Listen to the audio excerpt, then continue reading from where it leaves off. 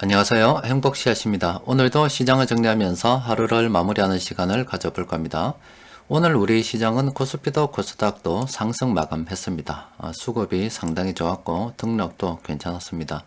코스피는 1.54% 상승 마감했고 그리고 코스닥은 무려 2.21%나 상승 마감했습니다. 시장 수급을 들여다보면 코스피에서 개인이 1조 정도 팔았습니다. 대신 외국인하고 기관들이 이만큼이나 순매수를 했고 코스닥에서도 외국인하고 기관들이 동시에 순매수를 했습니다.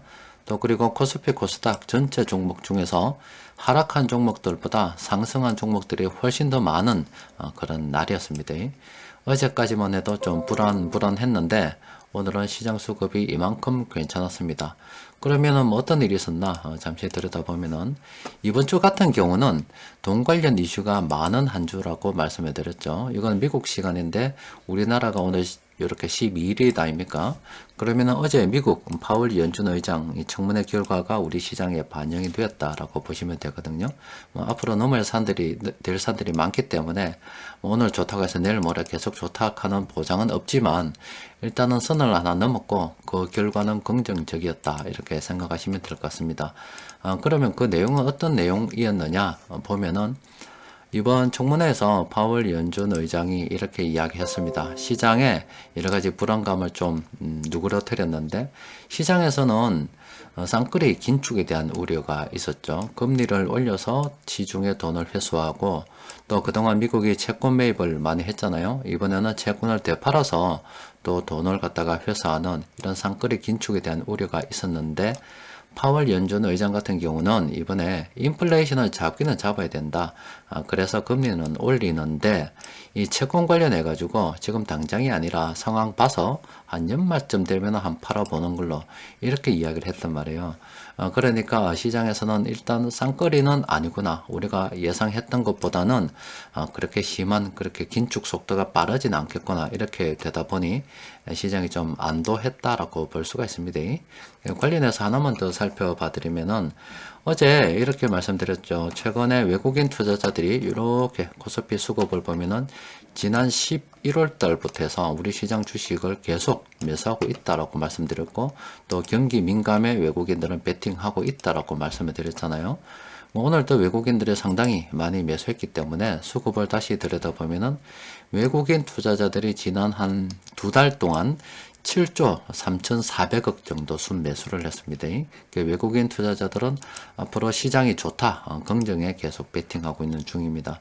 또 관련해서 여러 가지 뉴스들 중에 우리가 관심을 가져봐야 되는 것은 바로 유가 관련해서 뉴스인데 유가 관련해서 뉴스 나오는 거 보면은 이런 것들입니다.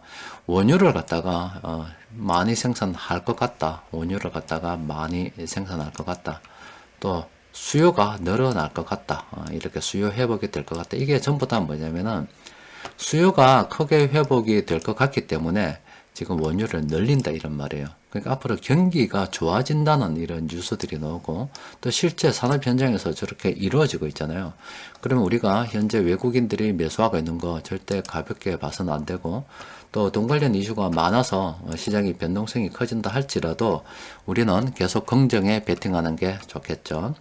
이 정도 되면 시장 분위기는 대충 파악할 수 있지 않겠습니까? 자, 오늘 시장 수급을 좀 들여다보면 아주 좋았습니다. 외국인 투자자들이 많은 업종 이렇게 순매수를 했고, 금융투자는 거의 전 업종 이렇게 순매수를 했습니다. 그리고 뭐 투신하고 연기금은 좀 제한적입니다만은 이렇게 순매수를 했고, 사모펀드도 제한적입니다만은 몇 개 업종 순매수를 했습니다. 이 업종들이 이렇게 돼 있는데, 뭐, 세력들이 긍정에 베팅하고 있는 모습을 우리가 실제 돈 흐름을 통해서 확인하고 있는 거잖아요. 우리도 계속 묵묵히 자기 형편되는 대로 물량을 모아가는 게 좋은 겁니다.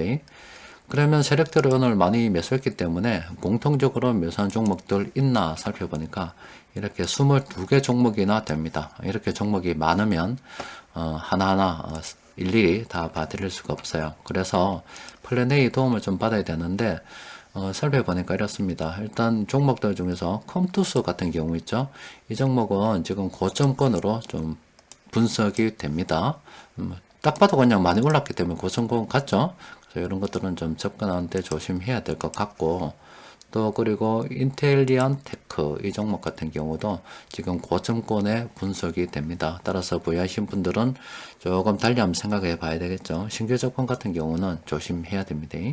그리고 그 나머지 요 종목들, 색깔 칠해지는 요 종목들, 천모들이 지금 매수하고 있는 그런 종목들인데, 이런 종목은 긍정적으로 봐야 되겠죠. 그리고 참모들이 관심이 없지만 이런 종목들도 충분히 변곡점 지표를 통해서 한번 점검을 해볼 수가 있겠죠. 그래서 제가 이 정리를 좀 해보고 괜찮은 종목이 있으면 내일 장중 수급 분석 시간에 정리해서 올려드리도록 할게요.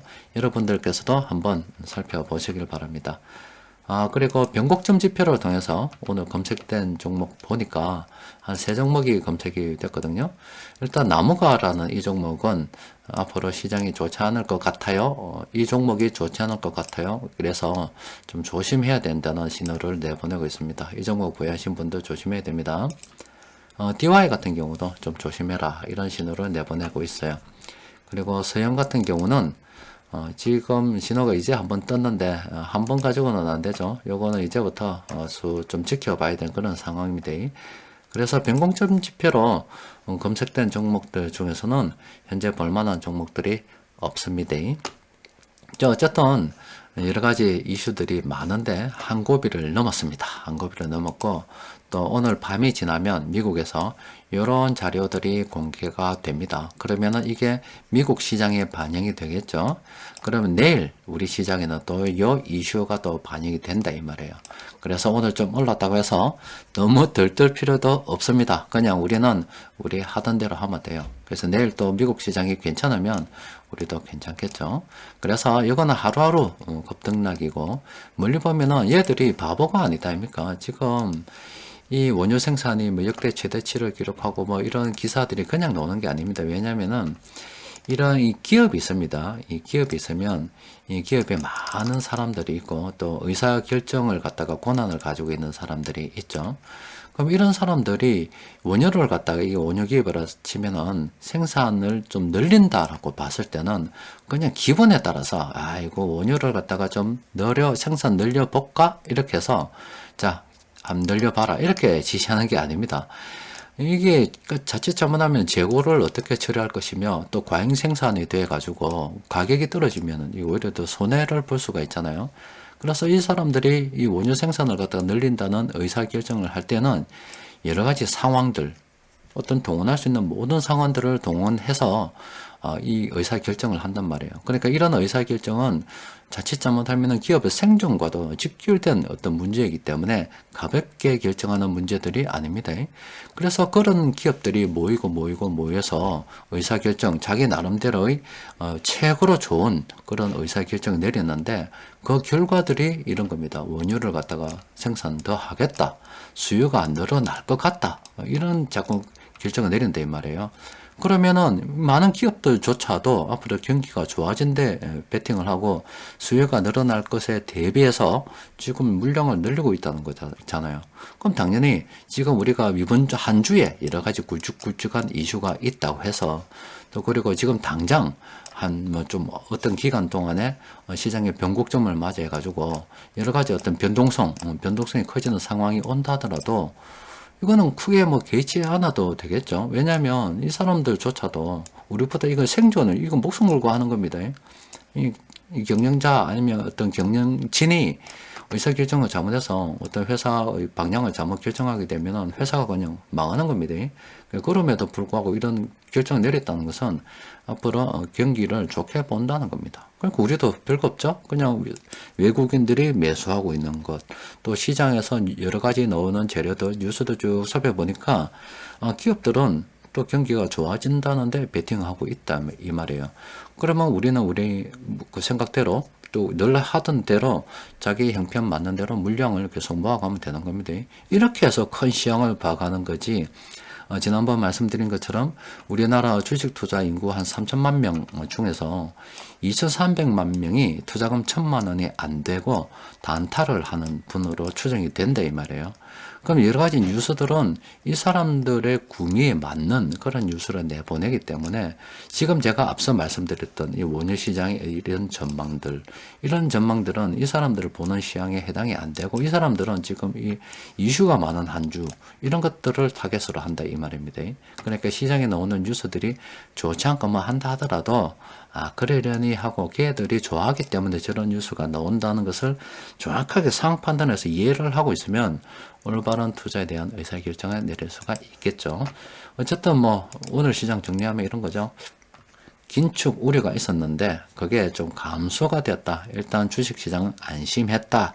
그리고 오늘 밤에 지표가 나오는데 또 그에 따라서 내일 시장이 어떻게 될지 모른다. 하여튼 이번 주는 조금 어려운 시장이 될 수도 있다. 이렇게 정리해버리고 외국인 투자자들이 지난 몇 달간 경기 민감에 베팅하고 있고 또 기업들 보니까 앞으로 수요가 늘어날 것에 대비해서 공급을 늘리고 있구나. 그러면 우리는 앞으로 경기가 좋아질 것에 베팅하는 것이 좋겠구나. 이렇게 판단하면은 이 사람 상황 판단 잘 하는 게 됩니다. 자, 오늘은 또 여기까지 정리하도록 합시다. 이상입니다.